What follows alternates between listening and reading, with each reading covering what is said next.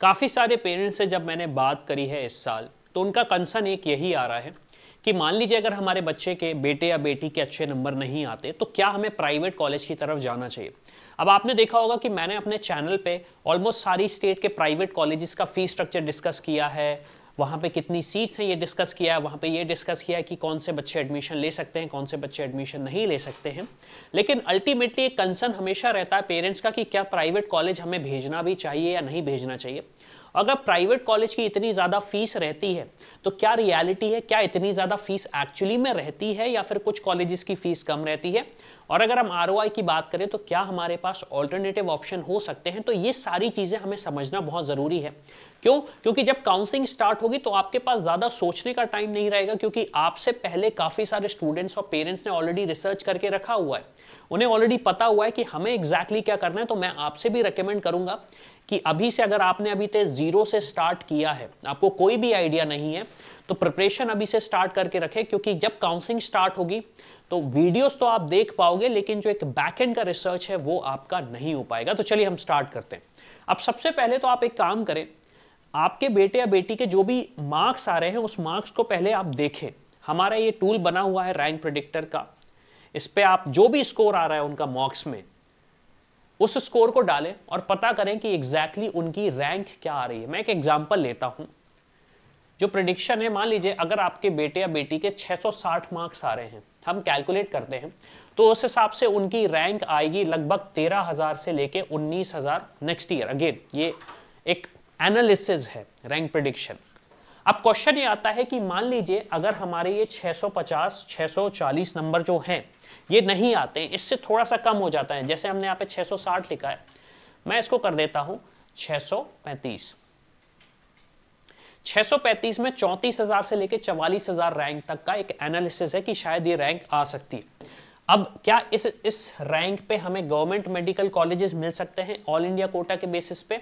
तो आंसर है थोड़ा सा ट्रिकी है, मुश्किल है, थोड़ा सा ट्रिकी है, मुश्किल है। All India quota unreserve category का मैं डिस्कशन कर रहा हूं, दूसरी कैटेगरीज का डिस्कशन सब्सिक्वेंटली आप समझ सकते हैं कि मैं किस एनालिसिस के बेसिस पे बात कर रहा हूं। अब क्या स्टेट कोटा में हमें कॉलेजेस मिल सकते हैं? यस, स्टेट कोटा में हमें कॉलेजेस मिल सकते हैं, डिपेंडिंग अपॉन आपका नंबर कितना आया हुआ है और आप किस स्टेट को बिलोंग कर रहे हो। एक जनरल एनालिसिस दूं तो यहां पे ऑलमोस्ट सारी स्टेट में आपको एक गवर्नमेंट मेडिकल कॉलेज मिल सकता है। लेकिन क्या ये टॉप गवर्नमेंट मेडिकल कॉलेज होगा आपकी स्टेट का? आंसर है नहीं। इस रेंज में यूजुअली आपको 5th से लेके जितने भी मेडिकल कॉलेजेस हैं उसमें आपको एडमिशन मिल सकता है।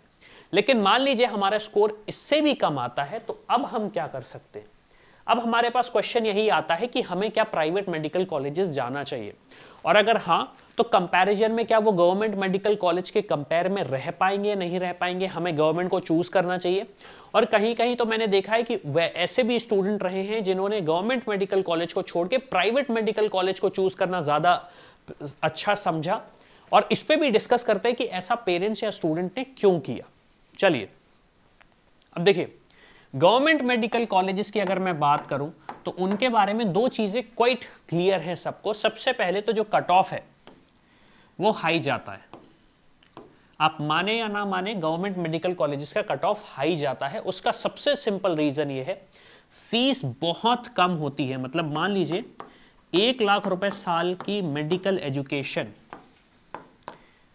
ये मैंने एक हाई फीस स्ट्रक्चर बताया मध्य प्रदेश के गवर्नमेंट मेडिकल कॉलेजेस का। ट्यूशन फीस की बात कर रहा हूं 1 साल की। कुछ कॉलेज जैसे एम्स हुआ उसमें 6,500 पूरे साल, पूरे एजुकेशन का 6,500 है, या फिर कुछ कॉलेजेस में 12,000 फीस है। गवर्नमेंट मेडिकल कॉलेजेस की बात कर रहा हूं मैं, कहीं पे 6,000 फीस है 1 साल की, कहीं पे टोटल फीस है 6,000। तो इसकी वजह से स्टूडेंट्स प्रेफर करते हैं कि गवर्नमेंट मेडिकल कॉलेज में हमें एडमिशन मिल जाए। अब क्योंकि सीट्स बढ़ रही हैं, गवर्नमेंट चाह रही है कि जो और स्टूडेंट्स हैं उन्हें भी एडमिशन मिल सके और हमारे यहाँ डॉक्टर्स बढ़ जाएं, तो उसकी वजह से न्यू सीट्स भी ऐड हो रही हैं।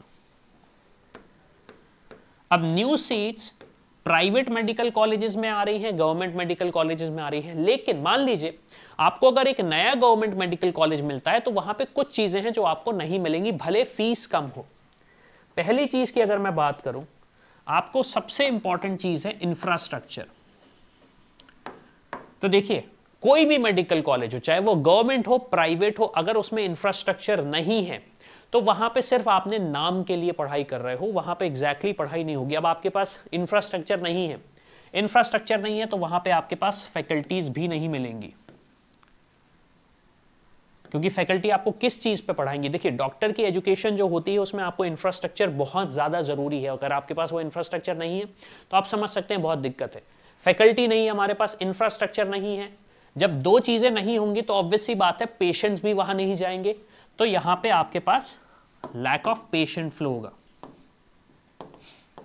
अब पेशेंट फ्लो कम होगा तो आप चीजें सीखोगे कैसे? क्यों? क्योंकि सारी चीजें आप डमी पे नहीं कर सकते, सारी चीजें आप डेड बॉडी पे नहीं कर सकते, तो ये भी एक बहुत बड़ा चैलेंज होगा स्टूडेंट्स को और पेरेंट्स को। अगेन यहाँ पे मैं डिस्कस ही नहीं कर रहा हूँ कि ये प्राइवेट कॉलेज है गवर्नमेंट कॉलेज है, यहाँ पे हम एक सिर्फ जनरल डिस्कशन कर रहे हैं। लैक ऑफ पेशेंट फ्लो हुआ, फैकल्टी कम हुए, इंफ्रास्ट्रक्चर कम हुए।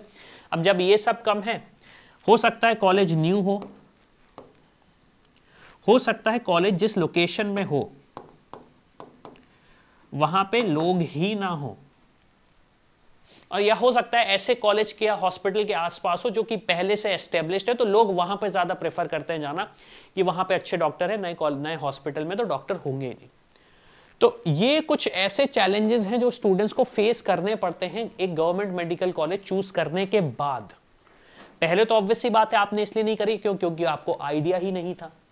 मैंने पर्सनली कुछ स्टूडेंट से बात करी 2024 की काउंसलिंग में, उनका ये कहना था कि मान लीजिए एक सिंपल सा एग्जांपल देता हूं मैं मध्य प्रदेश का। मध्य प्रदेश में भोपाल कैपिटल है और मध्य प्रदेश के पास एक शहर है विदिशा। अब आप माने ना माने भोपाल में एम्स है, माने ना माने क्या मतलब है ही, तो मानने ना मानने वाली बात ही नहीं है। अब क्योंकि भोपाल कैपिटल है मध्य प्रदेश का, तो इसके आसपास के जितने भी शहर हैं या छोटे गांव हैं, वहां के लोग यूजुअली प्रेफर करते हैं कि हम भोपाल चले जाते हैं अपनी हेल्थ कंडीशन के लिए। अब जो स्टूडेंट्स विदिशा में पोस्टेड हुए उनका ये कहना है कि सर हमें तो यहाँ पे पेशेंट्स ही नहीं मिल रहे। यहाँ पे पेशेंट फ्लो आपको यूजुअली कम मिलेगा कंपेयर टू भोपाल।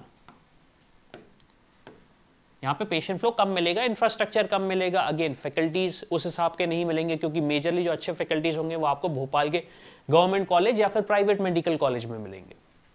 तो ये जो एक कंपैरिजन है गवर्नमेंट कॉलेज का प्राइवेट कॉलेज का, इसमें सबसे इंपॉर्टेंट जो कंपैरिजन है वो ये है कि आपको इंफ्रास्ट्रक्चर मिल रहा है क्या, फैकल्टी मिल रही है, आपके पास पेशेंट फ्लो कैसा आ रहा है, आपके पास न्यू कॉलेजेस तो नहीं है, या फिर लोकेशन कैसी है। अब अगर मैं प्राइवेट कॉलेज की बात करूं तो किस सिचुएशन में प्राइवेट कॉलेज बेटर हो सकता है गवर्नमेंट मेडिकल कॉलेज से? सबसे पहले तो आपको पीजी करना है, और पीजी वो भी एक अच्छी स्पेशलाइजेशन से, जैसे रेडियो हो गया, न्यूक्लियर मेडिसिन हो गया, ऐसी कुछ जो ब्रांचेस होती है वहां से करना। अगेन ये ब्रांचेस पे अभी आप फोकस मत करो, लेकिन फिर भी समझो आपको पीजी करना, और पीजी के लिए आपको स्पेशलाइज्ड एजुकेशन चाहिए। अब अगर आपके पास उस प्राइवेट मेडिकल कॉलेज में अच्छा पीजी इंफ्रास्ट्रक्चर है, अच्छे एलुमनाई हैं, अच्छे टीचर हैं, तो आप वो पैसा इन्वेस्ट कर सकते हैं, आप वो पैसा इन्वेस्ट कर सकते हैं। दूसरा, इंफ्रा कैसा है उस कॉलेज का। अब देखिए कुछ अगर प्राइवेट मेडिकल कॉलेजेस 30 साल पुराने हैं, 25 साल पुराने, 20 साल पुराने, तो इंफ्रास्ट्रक्चर उनके पास अच्छा होगा। और अगर एक नए गवर्नमेंट कॉलेज है उसके पास इंफ्रास्ट्रक्चर नहीं, तो उस सेंस में आपको प्राइवेट मेडिकल कॉलेज ही चूज करना चाहिए अगर आपके पास पेइंग कैपेसिटी है तो। तीसरा क्वेश्चन ये आता है पेशेंट फ्लो। अब पेशेंट फ्लो आप देखिए ऑब्वियस सी बात है, प्राइवेट मेडिकल कॉलेज में पेशेंट्स आपको कम मिलेंगे compare to government medical college. बड़ा सिंपल सा रीजन है, गवर्नमेंट मेडिकल मतलब colleges in the sense hospital की मैं बात कर रहा हूं, सब्सिडाइज्ड सारी चीजें होती हैं। प्राइवेट इंफ्रास्ट्रक्चर में सब्सिडाइज चीजें नहीं होती यूजुअली, लेकिन यहां पे आपको 1-to-1 कंसल्टेशन करने का मौका मिल जाता है पेशेंट्स के साथ। आपका आप ज्यादा टाइम स्पेंड कर पाते हो पेशेंट्स के साथ एज अ लर्नर, जब आप चीजें सीख रहे हो। आपके जो फैकल्टीज रहेंगे वो भी ज़्यादा अच्छे से समझा पाएंगे, क्योंकि उनके पास भी वर्कलोड कम रहेगा। तो ये एक छोटी सी चीज़ है जो कि यूजुअली देखी नहीं जाती है। और अगर मैं बात करूं इंडिया नहीं, अब्रॉड में यूजुअली जो MBBS मेडिकल एजुकेशन है उसको एजुकेशन मानते हैं, रिसर्च मानते हैं, कंपेयर टू कि आपको बहुत सारा काम करना पड़ेगा। फिर चौथी चीज आपको यह भी देखनी पड़ेगी कि एलुमनाई नेटवर्क्स। अब देखिए, अगर मैं बात करूं MBBS करने के बाद क्या आपको ROI अच्छा मिलेगा, आंसर है नहीं। MBBS करने के बाद आपको इतना अच्छा ROI नहीं मिलता, आपको स्पेशलाइजेशन की तरफ बढ़ना पड़ता है। काफी सारे स्टूडेंट्स चाहते हैं हमें अच्छी स्पेशलाइजेशन मिले, लेकिन जितनी कम सीट्स हमारे पास MBBS की हैं उससे और कम सीट्स PG में हैं। आपको अगर पता है या नहीं पता है, नीट PG की जब काउंसलिंग हो रही है 2024 का, हमारा एक सेपरेट चैनल, उस पर जाके आप देख सकते हैं, बहुत सारे चैलेंजेस स्टूडेंट उस टाइम पे फेस कर रहे हैं। समझिए 2024 में कितने सारे स्टूडेंट्स परेशान हुए MBBS एजुकेशन के लिए। सेम सिचुएशन रही नीट PG के स्टूडेंट्स के साथ, काउंसलिंग कभी हुई, सीट्स कम है, फीस ज्यादा है, तो ये सब चैलेंजेस स्टूडेंट्स ने फेस किए। फिर उसके बाद स्टूडेंट्स ने कहा कि मैं काम करता हूं, या तो ड्रॉप ले लेता हूं, या फिर दूसरी स्पेशलाइजेशन की तरफ बढ़ता हूं, या फिर इस करियर को छोड़ देता हूं। अब उस सिचुएशन में कुछ ऐसे स्टूडेंट्स होते हैं जिनका ये कहना है कि मुझे तो अब्रॉड जाना है, इंडिया में रहना ही नहीं है। तो आपके पास क्या वैसे एलुमनाई हैं उस प्राइवेट मेडिकल कॉलेज में जो आपको एलुमनाई दे, मतलब जो आपको नॉलेज दे सके? क्योंकि गवर्नमेंट मेडिकल कॉलेज के मैक्सिमम स्टूडेंट्स इंडिया में रहते हैं, जो कि अच्छी बात है। लेकिन अगर आपका सपना है कि बाहर ही जाना है, XYZ रीजन हो सकता है, मैं नहीं चाहूंगा कि आप जाएं, लेकिन हो सकता है आपका कोई पर्सनल रीजन हो, तो क्या आपको वैसा एलुमनाई मिल रहा है? तो कुछ ये पैरामीटर्स हैं जिसके बेसिस पे आप डिसाइड करो, डिस्कस करो अपने पेरेंट्स के साथ। अगर आप पेरेंट्स हैं तो बच्चों के साथ डिस्कस करो कि अगर आपको ऑप्शंस दिख रहा है प्राइवेट मेडिकल कॉलेज में, गवर्नमेंट में सही ऑप्शन नहीं दिख रहा है, तो उसको आप चूज कर सकते हो। अब हो सकता है आपको ये सारे ऑप्शंस दिख रहे हो, लेकिन फिर क्वेश्चन आता है कि हमारा बजट क्या रहने वाला है। तो देखिए, बजट को मैं अगर बताऊं आपको, 40 से लेके 45 लाख में 2024 में स्टूडेंट्स को प्राइवेट मेडिकल कॉलेजेस में एडमिशन मिला था। कट ऑफ हाई गया था, लेकिन ये था टोटल ओवरऑल बजट। और अगर मैं ग्राफ बताऊं, ये फीस है, ये मार्क्स है। ये फीस है, ये मार्क्स है। आपकी जितनी ज्यादा फीस रहेगी उतने कम मार्क्स पे आपको कॉलेज मिलेगा। मतलब सिंपल सा रीजन है, जितने ज्यादा मार्क्स रहेंगे उतना कम फीस वाला गवर्नमेंट मेडिकल कॉलेज या प्राइवेट मेडिकल कॉलेज आपको मिल जाएगा। अब आपका बजट मान लीजिए अगर 50 लाख है, 60 लाख है, तो इसके लिए आपको स्कोर लगभग 620 तो लाना ही होगा। इसलिए लगभग आपको स्कोर 620 लाना ही होगा, तब जाके आपको low fees private medical college across India मिलेंगे। हो सकता है आपकी स्टेट में एक बेटर ऑप्शन हो सकता है आपकी स्टेट में आपको एक स्टेट कोटा मिल जाए। स्टेट कोटा के बेसिस पे आपकी फीस 3 से लेके 6 लाख रुपए पर साल की हो जाएगी। वेरी करता है स्टेट टू स्टेट, जैसे महाराष्ट्र एक स्टेट हुआ, कर्नाटका स्टेट हुआ, केरला में कुछ ऑप्शंस हैं आपके पास, वेस्ट बंगाल में कुछ ऑप्शंस हैं आपके पास, मध्य प्रदेश में कुछ ऑप्शंस हैं, लेकिन सारी स्टेट की काउंसलिंग अलग होती है। और ये एडवांटेज सिर्फ और सिर्फ डोमिसाइल स्टूडेंट को ही मिलते हैं। तो अगर आप उस स्टेट के डोमिसाइल, तो ऑब्वियस सी बात है, अगर आपको ये कोटे के थ्रू एडमिशन लेना है तो आप हमारी टीम को रीच आउट कर सकते हो कि कैसे प्रोसेस होता है। और अगर आपको ये कोटा नहीं मिल रहा, ये आपका मार्क्स नहीं आ रहा है, एडमिशन आपको लेना ही है, तो फिर इसके बाद एक ऑप्शन आता है आपके पास अब्रॉड का। और अब्रॉड में भी वो कॉलेजेस आपको प्रेफर करने पड़ेंगे जो एनएमसी गाइडलाइंस को फॉलो करते हैं। और यहाँ पे आपका बजट 30 से 40 लाख रुपीस में टोटल आपकी एजुकेशन हो जाएगी। इंडिया वापस आके आप डॉक्टर बन सकते हैं।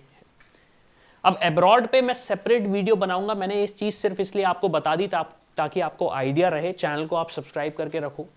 कोई भी हेल्प लगती है, चाहे इंडिया में किसी भी कोटे के थ्रू आपको एडमिशन लेना हो, प्राइवेट मेडिकल कॉलेज में, गवर्नमेंट मेडिकल कॉलेज में, प्रोसेस कैसे होता है, प्रोसेस में ही स्टूडेंट्स परेशान होते हैं, पेरेंट्स परेशान होते हैं, उसके लिए आपको हमारी टीम 24/7 गाइड करेगी ताकि आपका जो एडमिशन प्रोसेस है वो पूरा हो सके और आपको एक एडमिशन मिल सके। तो इसी के साथ मैं हूं अविनाश, मेरा काम है रास्ता दिखाना, उस पर चल के डॉक्टर बनना आपका। I hope you like this video. For more such videos, keep watching our channel and do not forget to like, share and subscribe.